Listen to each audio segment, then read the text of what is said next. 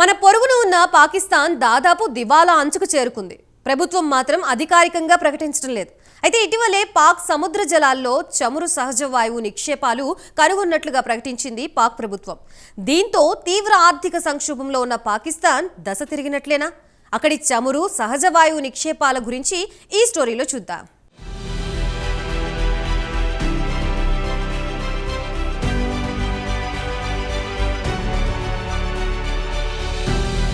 పాకిస్తాన్కు అచ్చే దిన్ వచ్చినట్లేనా అన్న అనుమానాలు కలుగుతున్నాయి. ఎందుకంటే పాకిస్తాన్ సముద్ర జలాల్లో చమురు సహజ వాయువు నిక్షేపాలు కనుగొన్నట్లు స్థానిక మీడియాతో పెద్ద ఎత్తున వార్తలు వచ్చాయి. 3 సంవత్సరాల పాటు అన్వేషించి ఎట్టకేలకు ఈ నిక్షేపాలను కనుగొంది. ఇక పాకిస్తాన్ ఆర్థిక వ్యవస్థ విషయానికి వస్తే దాదాపు దివాలా తీసిందని చెప్పవచ్చు. ప్రభుత్వం అధికారికంగా ప్రకటించడం లేదు. ఎందుకంటే పూట గడవాలంటే ప్రభుత్వం అప్పు తేవాల్సిందే. తాజాగా IMF నుంచి $7 బిలియన్ రుణం కోసం చెప్పులరిగేలా తిరుగుతుంది.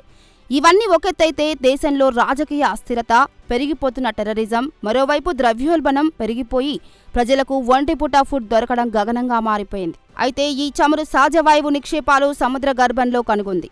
వాటిని వెలికి తీయడానికి పెద్ద మొత్తంలో పెట్టుబడులు కావాలి. అయితే 100% చమురు సహజ వాయువు నిక్షేపాలుంటాయని కూడా గ్యారంటీగా చెప్పలేమని పాకిస్తాన్కు చెందిన చమురు కంపెనీ అధికార ప్రతినిధి డాన్ టీవీకి చెప్పారు. ఇక్కడ లభించే నిక్షేపాలు దేశ అవసరాలకు సరిపోతాయా అని అడిగితే ఆయన ఆ నిక్షేపాల పరిధిని బట్టి ఉంటుంది. ఒకవేళ గ్యాస్ రిజర్వు లభిస్తే LNG దిగుమతులు తగ్గుతాయి. ఒకవేళ చమురు రిజర్వులు లభిస్తే చమురు దిగుమతులు తగ్గుతాయని ఆయన చెప్పారు. ఇక పాకిస్తాన్ గతేడాది మొత్తం ఎనర్జీ బిల్లు విషయానికి వస్తే $17.5 బిలియన్. మన ఇండియన్ కరెన్సీ ప్రకారం చూస్తే సుమారు 1.5 లక్షల కోట్లుగా చెప్పుకోవచ్చు. అదే పాకిస్తాన్ కరెన్సీతో పోల్చుకుంటే మనకంటే 3 రెట్లు ఎక్కువగా చెల్లించుకోవాల్సి ఉంటుంది.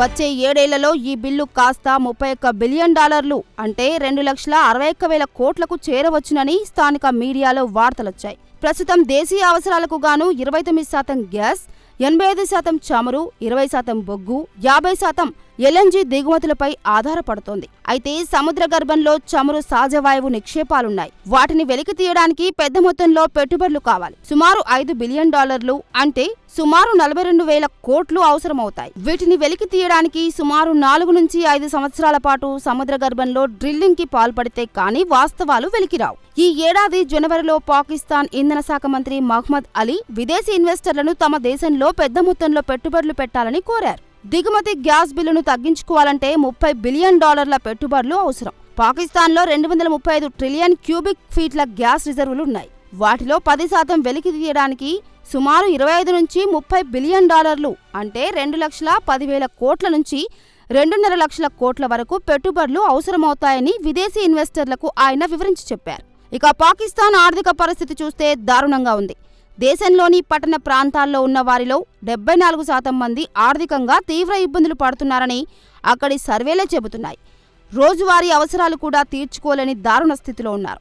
ఆదాయం సరిపోకపోవడంతో పార్ట్ టైం జాబ్లు చేస్తున్నామని అక్కడి ప్రజలు చెబుతున్నారు. 56% మంది రోజువారీ కుటుంబ పోషణకు కూడా ఇబ్బందులు పడుతున్నామని తమ ఆవేదన వ్యక్తం చేస్తున్నారు.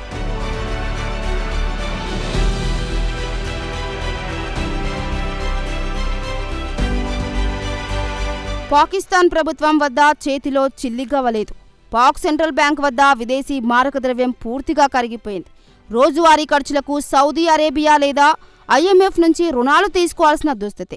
అప్పులపై వడ్డీ చెల్లించడానికి మళ్లీ అప్పులు చేయాల్సి వస్తుంది. ఈ బడ్జెట్లో సుమారు $20 బిలియన్ విదేశాల నుంచి అప్పులు తేవాలని నిర్ణయించింది. వాటిలో $3 బిలియన్ సౌదీ అరేబియా నుంచి తీసుకొని రుణాలు చెల్లించాలనే ఆలోచనలో ఉంది. ఇక IMF కూడా $7 బిలియన్ ఇవ్వడానికి సూత్రప్రాయంగా అంగీకరించింది. అక్కడి ప్రభుత్వ రంగానికి చెందిన కంపెనీలు నడవడం ప్రభుత్వానికి పెద్ద తలనొప్పిగా మారింది. ఉదాహరణకు పాకిస్తాన్ ఇంటర్నేషనల్ ఎయిర్వేస్ తో పాటు నష్టాల్లో ఉన్న స్టీల్ కంపెనీలపై పెద్ద ఎత్తున అప్పులు తెచ్చి పెట్టుబడులు పెడుతోంది. ఇప్పటి వరకు PSE కంపెనీ అప్పులే పాకిస్తాన్ కరెన్సీ ప్రకారం చూస్తే సుమారు 1.7 లక్షల కోట్లుగా తేలింది. ఈ ఆర్థిక సంవత్సరం వాటిని నడపాలంటే మరో 43,000 కోట్లు అప్పు చేయాల్సిన పరిస్థితి.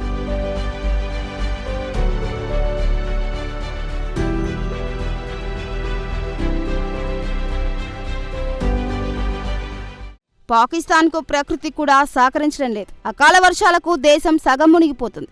ప్రభుత్వ రంగానికి చెందిన కంపెనీలు భారీ నష్టాలతో ఖజానా ఖాళీ చేస్తుంది. ఈ ఆర్థిక సంవత్సరం కూడా జీడీపీ కేవలం 2.4% నమోదయ్యే అవకాశం కనిపిస్తోంది. ప్రభుత్వం మాత్రం తమ ఎకనామీ సర్వేలో 3.5% లక్ష్యం నిర్దేశించింది. దేశ ఆర్థిక వ్యవస్థను బలోపేతం చేయడానికి స్టేట్ బ్యాంక్ ఆఫ్ పాకిస్తాన్ కీలక వడ్డీ రేట్లను 150 బేసిస్ పాయింట్ తగ్గించింది. ద్రవ్యోల్బణం 30% వరకు కొనసాగడంతో ప్రజల బ్రతుకులు దర్భరమయ్యాయి. ద్రవ్యోల్బణం ఇలాగే కొనసాగితే దేశంలో శాంతి భద్రతా పరిస్థితి అదుపు తప్పుతుంది. హత్యలు, లూటీల స్థాయికి చేరుకుంటాయి. ఆర్థికవేత్తలు ఆందోళన చెందుతున్నారు. ఇలాంటి పరిస్థితుల్లో బిలియన్ కొద్ది డాలర్లు పెట్టుబడులు పెట్టడానికి ఎవరు ముందుకు వస్తారన్నది $1 మిలియన్ ప్రశ్నగా మిగిలిపోనుందా అన్న అనుమానాలు వ్యక్తమవుతున్నాయి. మరి పాక్ చమురు, గ్యాస్ నిక్షేపాలను వెలికి తీయడానికి ఎవరు ముందుకు వస్తారో వేచి చూడాల్సిందే.